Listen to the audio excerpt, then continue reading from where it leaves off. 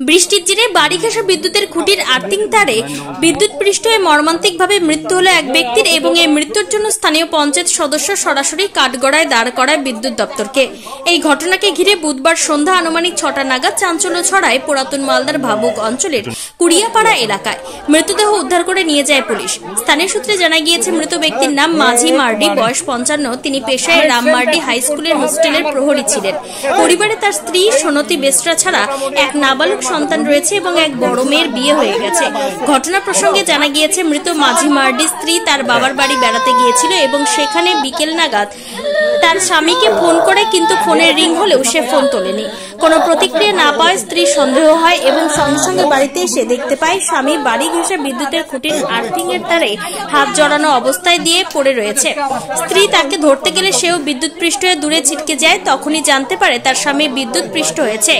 সঙ্গে সঙ্গে পাড়া প্রতিবেশীরা এসে উদ্ধার করলে ততক্ষণে মাঝি মার্ডির মৃত্যু হয়েছে। এই ঘটনার ফলে গোটা এলাকায় শোকের ছায়া নেমে আসে।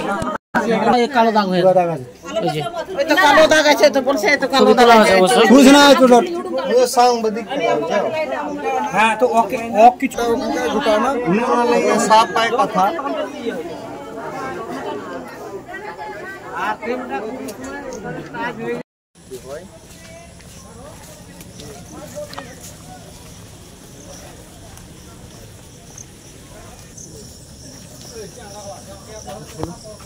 गाड़ी कैसे जाएगी गाड़ी तो नहीं हां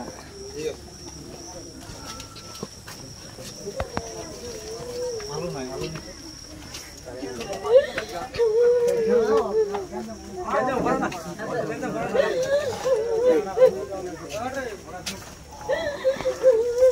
जाएगा थोड़ा सा পাটা দেখলাম আমার ছেলে ঢুকে গেল ভিতরে। আমার ছেলে বলছে বাবা বাবা, আমি বলছি তোর বাবা মনে হয় বাথরুমে ঢুকছে।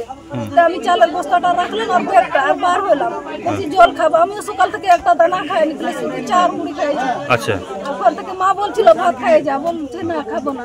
তারপর ওখান করে চলে আসলাম, আসে দেখছি পাটা ধরতে যায় তো সাইকেলের উপরে পড়ে গেল, যে হাতটা লাগে গেল পা ছিল ওই যে ওখানে পড়েছিল।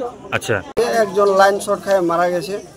এখন বর্তমানে যতগুলো আমাদের এলাকায় পোল আছে সব পোলে এখন লাইন এখন আছে, সব পোলে আছে। আমাদের পুরো এলাকা এখন আতঙ্কতে। বিষয়টাকে দেখবো খুব খারাপ বিষয়। এটা সম্পূর্ণ আমি বলবো যে লাইন অফিসের গাফলাতিতেই এই বিষয়টা হয়েছে। এর আগেও একটা এইভাবে পোলে গরুও মারা গেছে আমাদের আচ্ছা এই এলাকায়। হ্যাঁ, আজকে এত বড় এই ঘটনা ঘটে গেল। এটা আমি বলতে চাই যে এটা পুরোপুরি লাইন অফিসের গাফলাতিতেই এই ঘটনাটা ঘটেছে।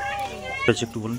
ঘটনাটা ঘটেছে লাইনের পোলে যে একটা তার থাকে, যে আর্থিং তার, ওই তারেই কিন্তু লাইন আছে দেওয়া। আচ্ছা, সাধারণ মানুষ কি করে ভাববে যে লাইন আছে ওখানে? আচ্ছা, ওখানে